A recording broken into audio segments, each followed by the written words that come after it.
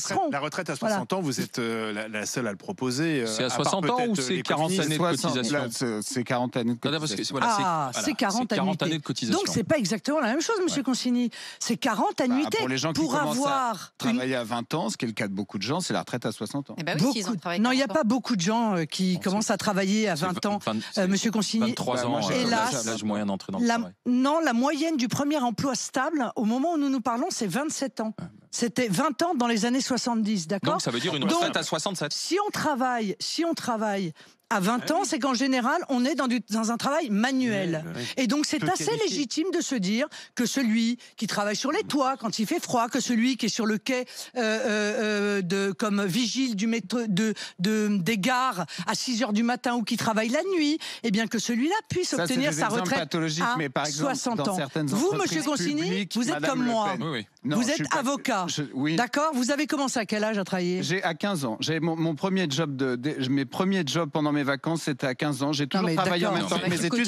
Excusez-moi, c'est pas ce que je vous dis. Non mais monsieur Consigny, j'ai toujours travaillé en même temps que mes études. J'ai même travaillé. J'ai créé ma première entreprise. J'avais 18 ans. Je suis désolé, je sais que ça n'est pas votre cas. Monsieur Consigny. Et donc j'ai travaillé toujours à côté de mes études. Mais soyez pas paranoïaque. Non, je suis pas paranoïaque. C'est pas une agression que je vous dis. De m'emmener dans quelque chose. Je ne vous emmène nulle part, monsieur Consigny. Et je fais partie de ces gens, Madame Le Pen, qui travaillent et qui sont exaspérés de voir qu'il y a énormément de secteurs en France.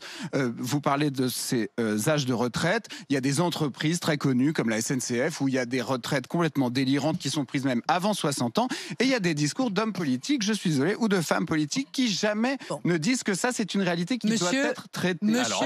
Monsieur Consigny, je ne vous ai pas attaqué. Je vous prenais comme exemple parce que vous êtes avocat, vous avez fait donc des études. Vous avez fait 5 ans d'études et par conséquent, a priori, vous avez commencé à travailler à 23 ou à 24 ans. Donc avec 40 annuités, vous aurez la retraite à 63 ou 64 ans.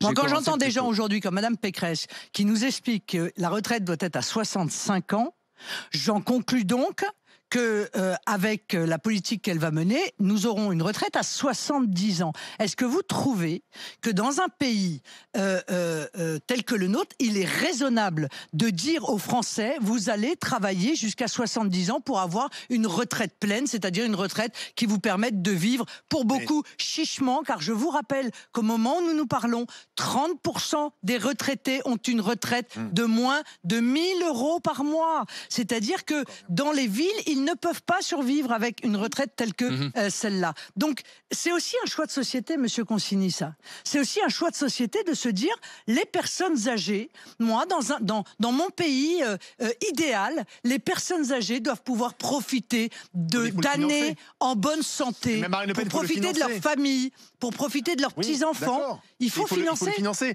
Puisque mais ce sont les c'est un actifs. choix.